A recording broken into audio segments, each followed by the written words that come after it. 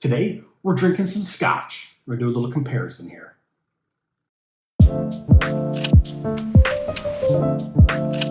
What's going on, everyone? It's Dublin. Come eat and drink with me. That's right.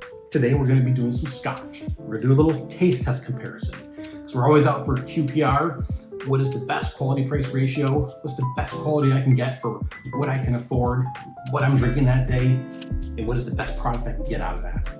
And that's where these two scotches come in. So we have the Tomatin 18-year, which is interesting because I'm drinking a 10-year-old Glen Dronach, but finished in Portwood. Now, why is that important? Well, they both cost just about the same.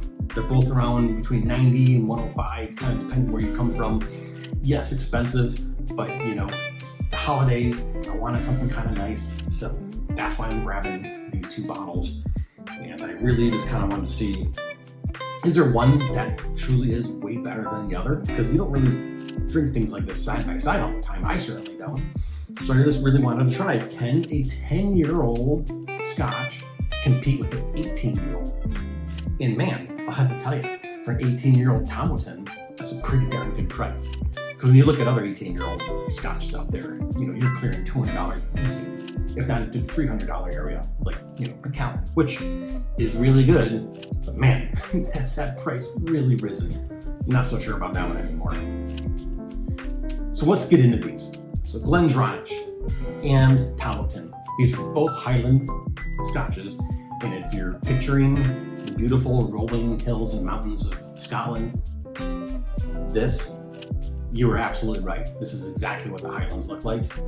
And man, did they make some beautiful scotches. And for me, it's exactly the kind of scotch that I enjoy because it's kind of less on the peaty side. You go to the other regions around Scotland and whatnot, and you get like the Lafroig and whatnot, and it's like the Islay and all those different kind of like peaty scotches. It's just like, man, if that's your jam, go for it. It's probably amazing. But for me, it's just a little too much earth and seawater in the mouth. So I have a tendency to really gravitate towards these Highland scotches, which have a lot more kind of like floral notes and some nice buttery scotchiness and things of that nature going on. That's just my preference. Drink what you want, but we're reviewing these. So if you're not familiar with the Solera system, that's where they're blending different ages of fortified wines.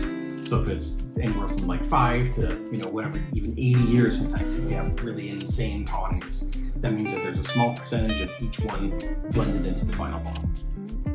Not really significant in this area, but just a little tidbit, because we are dealing with sherry and port casks. So the Glen Dronach, on the other hand, the full 10 years are in port pips. And what pips are is, check out this picture, they're just larger than your normal barrel. So I don't know necessarily maybe getting like a touch less surface space, but you have a lot more volume that you're aging as well. It is getting the full 10 years contact with the Portwood. These are used port, so you're going to get some of that port wine, that's soaked into that wood. So it's going to kind of get some of that complexity down there, and definitely probably some of that color. You can see, show you in the close-up pictures, the Glen Dronach, and then the Tomatin. Clearly, you can see that the Dronach is much darker. So sherry is a lighter color wine, fortified wine, and port is a little bit darker. You get some of those like really bricky kind of like ruby reds. So that's why you're extracting a little more color out of these. So that's what's going on with those. And it's like, well, Dublin, they're totally different in style. So how are you really going to like compare the two? Well, you can compare it just on what you enjoy more, or do you enjoy them the same? And then if you do, that's kind of, giving the Dronach maybe a little lead, because they're only aging at 10 years, but yet it's as good as the Tomatin. So kind of interesting. If they're both good, maybe you just like them for different reasons. So let's find out what's going on in these glasses, see what these scotches are bringing, and then we'll go from there. We'll start with a little bit lighter in color and characteristic maybe. Let's go with this Tomatin 18-year. Give a little sniffy sniff. Whew, well, that's so beautiful in the nose, wow. Some really nice honey coming through right away. It's like the first thing I got was boom, honey. And then you're getting almost like a kind of like an apricot, like dried apricot and some orange blossom going on in that nose. Just Highland Scotch, like to the epitome of Highland Scotch nose. Just beautiful floral notes coming through in citrus flavors. It's really, really nice. So right off the bat, definitely getting some butterscotch in that palate. And then it kind of develops into like this kind of a nice nuttiness flavor that's coming through, like almond action. And then it finishes with this beautiful tropical fruits and like these really nice mellow tropical undertones. Really kind of interesting, very fresh, has really nice like acidity to it.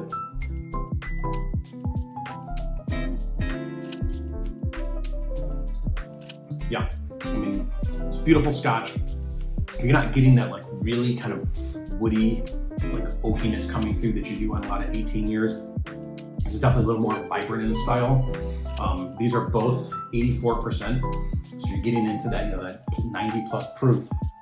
So you might want to cut it just a bit to get some of that alcohol down. There is definitely some alcohol to the edge of this, but it is not overpowering and it is not hard to handle whatsoever.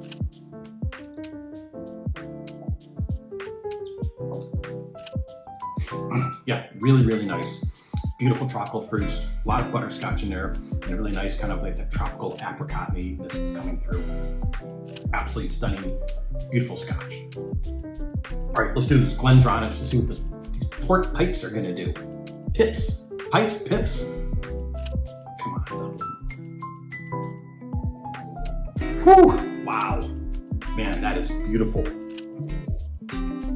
Such a mix of that Highland, this action going on. There's always that combination of some really nice tropical fruits and just regular fruits kind of coming through. There's almost like a strawberry note, which I don't think I've ever had in Scotch before. I don't know, maybe that's some of that port coming through.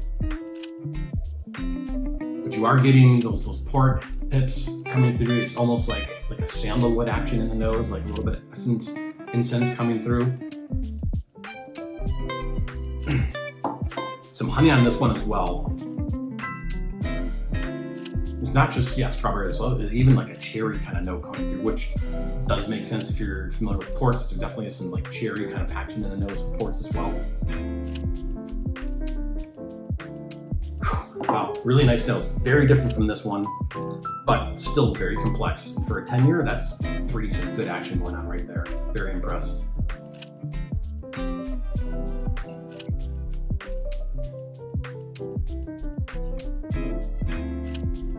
Right up front, you get some of that fruit. It's almost like a blackberry kind of action going on.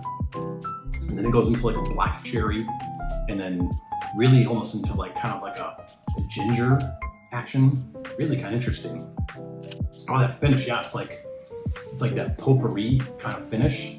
Like you're talking about like Christmas time where you have like the orange with those like cinnamon things stuck into it.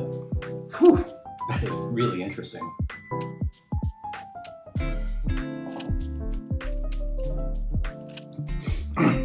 Yeah, definitely you're up front, you get some of that Highland fruit, and then it goes right into that oak complexity, whatever that port is bringing to this Scotch. But if it's extracting, definitely is in that mid palate and into that finish. Sandalwood, you're getting some of that the clove, you're getting some of that ginger action. Very, very interesting, very complex. I'll tell you, if you can name more than 3 different flavor profiles in any drink, you're starting to get into something that's complex and very interesting. And if you're comparing a 10-year to an 18-year, and you're kind of getting the same amount of flavor profiles and different distinct flavors that you can break down, I think you're dealing with a quality product. In other words, neither of these are one-dimensional, but neither of these really kind of bring way more than the other. So I have to say I'm pretty impressed for a 10-year as to how complex it really is. So it shows that using a different barrel to age it in really makes a huge difference, especially port compared to sherry. Can you imagine if we did 18 years with this port? Who knows what's going on? But they bottled it after 10 years for a reason. They felt that it was hitting its peak maturity and its flavor profile and complexity that they wanted to bring to this bottling. Unlike the 18-year, that sherry, that Oloroso, to finish it off, they felt that, hey, after 18 years in this oak, We're exactly where we want to be with this Tomatin, but hey, let's give it a little edge, a little bit of like complexity, and finish it on this Oloroso sherry, which you can really, really tell. Because man, this thing has an absolutely beautiful profile, beautiful finish, very elegant, very sophisticated. Well, I know we're at the point where we have to name a winner. I want to give these each one more sip, but I kind of think I know where I'm going with this.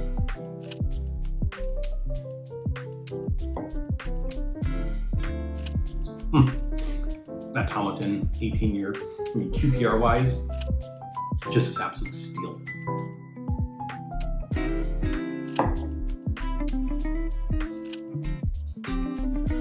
Yeah, I'll have to say, Tomatin 18 year is gonna take the ribbon this time around, as it should, for an 18 year Scotch. But it really just is really refined. The alcohol does not attack your palate as much as the Glen Dronach does.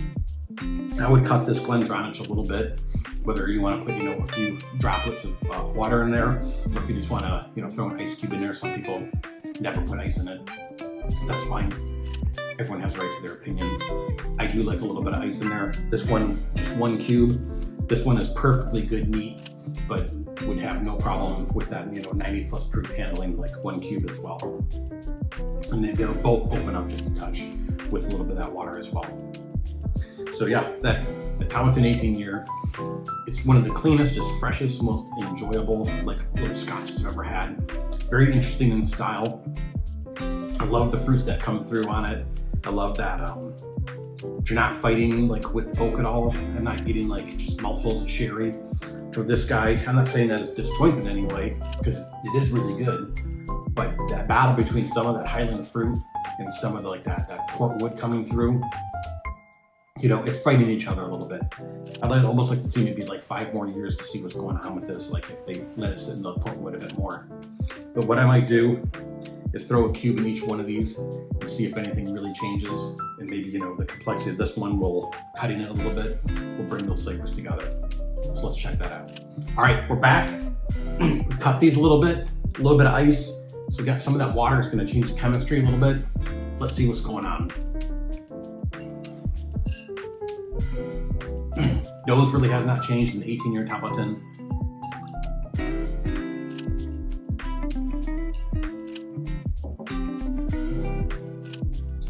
Definitely toned down the palate.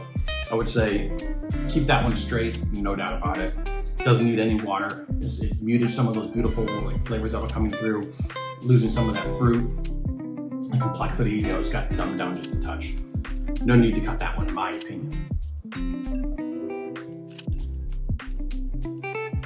Wow, the cinnaminess is just popping from the glass with a little bit of that ice.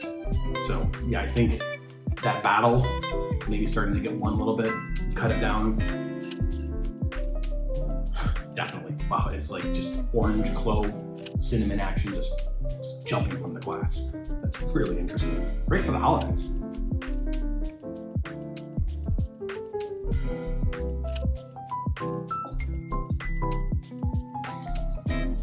Yeah, it's easier on the palate. I wouldn't say that the flavor profile necessarily has changed a ton, but it is more approachable. I think that battle with some of those blueberries and that fruit and whatnot, with that sandalwood and the clove, cinnamon action, is starting to mellow out just a little bit. I'm getting less of the fruit and more of that Portwood coming through. Whether that's a good thing or a bad thing, it's really kind of whatever you prefer. In my opinion, I think this one does need to be cut just a little bit, whether you want to just add a little bit of water or just throw a cube in there. But I think it has opened up nicely. It really did kind of enhance the experience a bit. And I would say, yes, the 10 year, probably because it is 10 year, needs a little help. Definitely will benefit from a little bit of water or an ice cube. But overall, I'm going to stick with the 18 year Tomatin being the better of the 2 scotches. I definitely prefer. I think it's bringing more to the table. It's more complex. It has a good, nice, refined finish to it. It's a very enjoyable experience. Awesome scotch. For the money for 18 year tasting like that, I'm telling you, that is the QPR of the century, folks. Because like I said, 18 years, you're in the high hundreds, $180, $200 plus, and just go stratosphere from there, depending on, you know, what brand is on it. So yeah, Tomatin 18 year.